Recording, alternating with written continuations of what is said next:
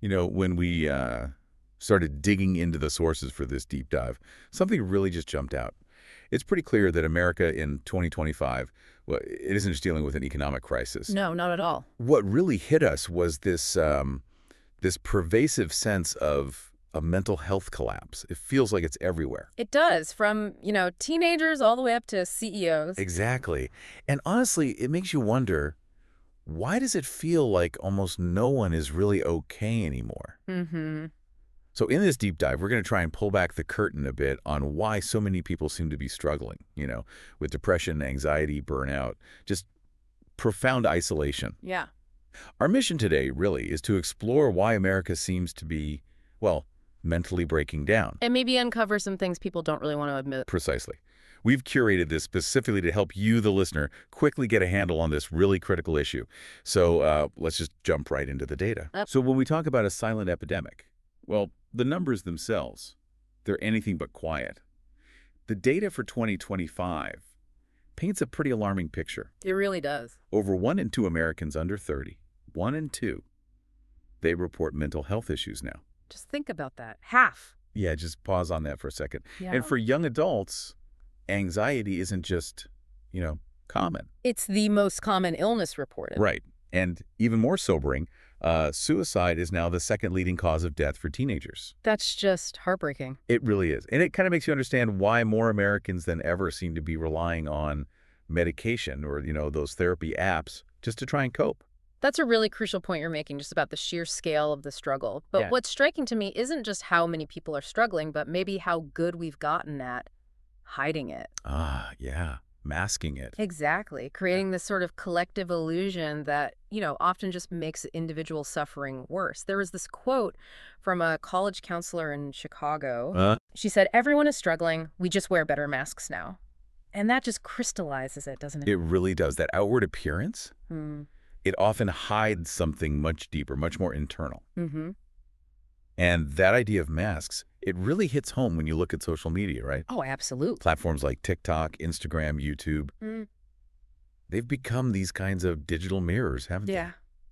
Constantly reflecting back this curated, often, flawless looking reality. Which feeds right into this relentless comparison culture, that feeling of everyone's rich, perfect, successful, except me. Right. And the exposure is just immense. Staggering. Teens averaging over 7 hours a day online now. 7 hours daily. So if we're all putting on these masks for the world, you have to wonder how much of that is driven by what we're seeing constantly on our screens. Absolutely. And look, it's not just the time spent online, right? It's what the platforms themselves reward. What do you mean? Well, the algorithms, they often amplify extreme behavior. They promote this kind of toxic self-image.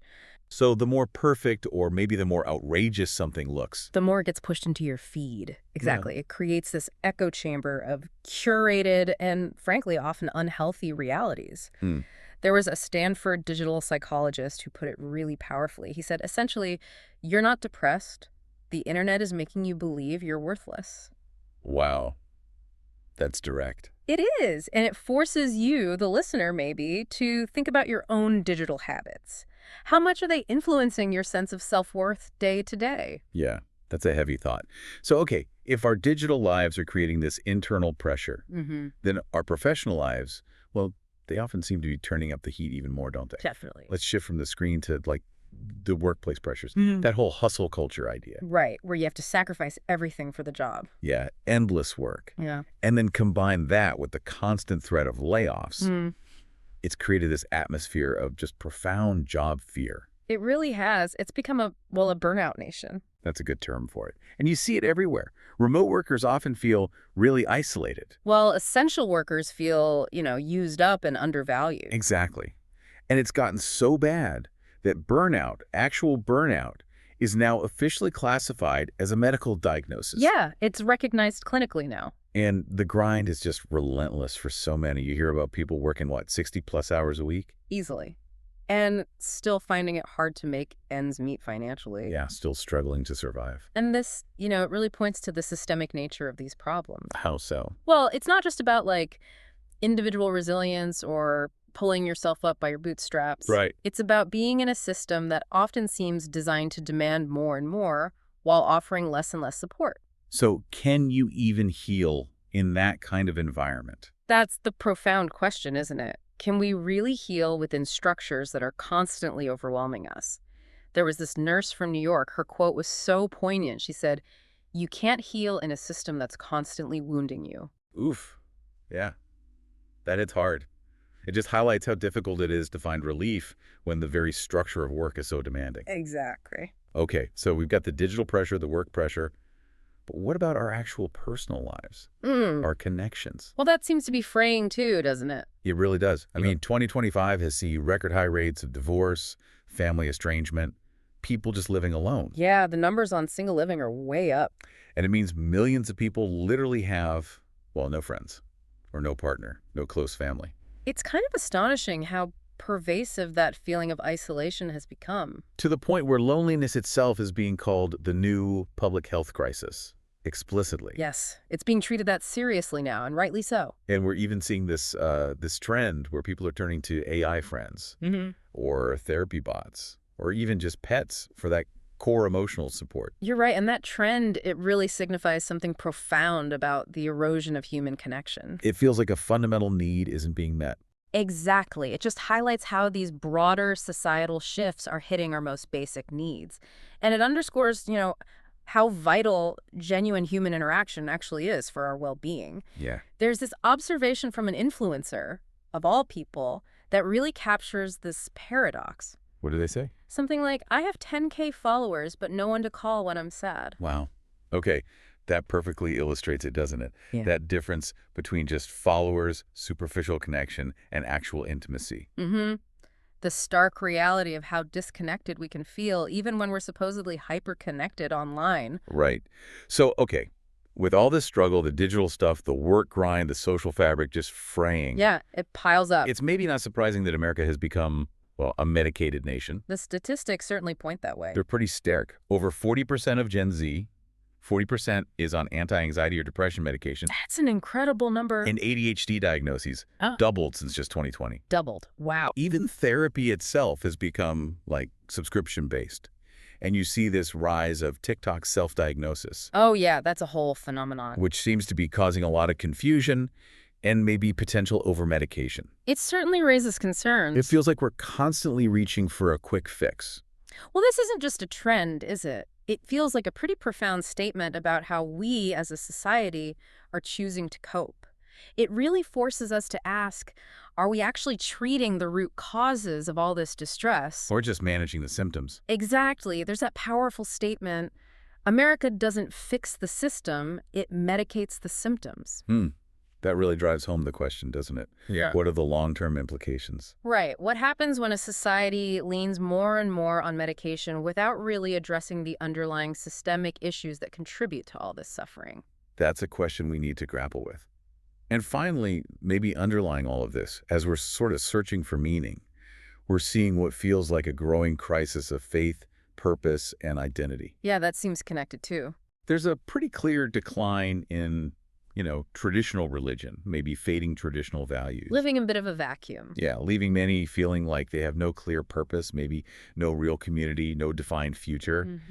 It's interesting, Gen Z specifically, they're often described as the least religious and also the least optimistic generation. That pairing is telling. And people are coping in all sorts of ways, right? Some turn to new forms of spirituality, others maybe throw themselves into activism. And some just apathy, disengagement. Yeah, unfortunately. It feels like this fundamental search for what actually gives life meaning. You've really hit on a critical point there. This isn't just about, individual sadness or feeling blue. It speaks to a much deeper hunger for belonging, for meaning.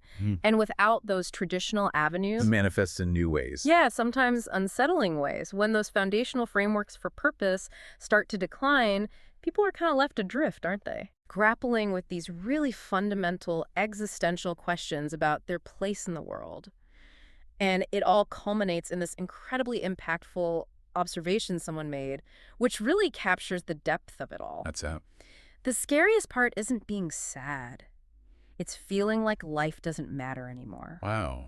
That goes beyond just mental health symptoms, doesn't it? It really does. It's about a profound identity crisis, almost, happening at a societal level. So To kind of synthesize everything we've talked about today, America's mental health crisis, it really isn't just about individual feelings or, personal struggles. No, it's much bigger than that. It truly seems to reflect a culture that's sort of breaking down under just immense pressure, profound isolation, and this deep sense of disconnection. It's the convergence, isn't it? All these different pressures, the digital mirror effect, the relentless work grind, the erosion of real connection, the turn to quick fixes, that search for meaning. It's creating this, perfect storm. It really feels that way. Yeah. And while the severity of it all is, frankly, undeniable, healing, or at least starting to heal, it really has to begin with open conversation, doesn't it? With genuine compassion and maybe a commitment to change. Understanding these dynamics, like we've tried to explore in this deep dive, that feels like the crucial first step. Absolutely.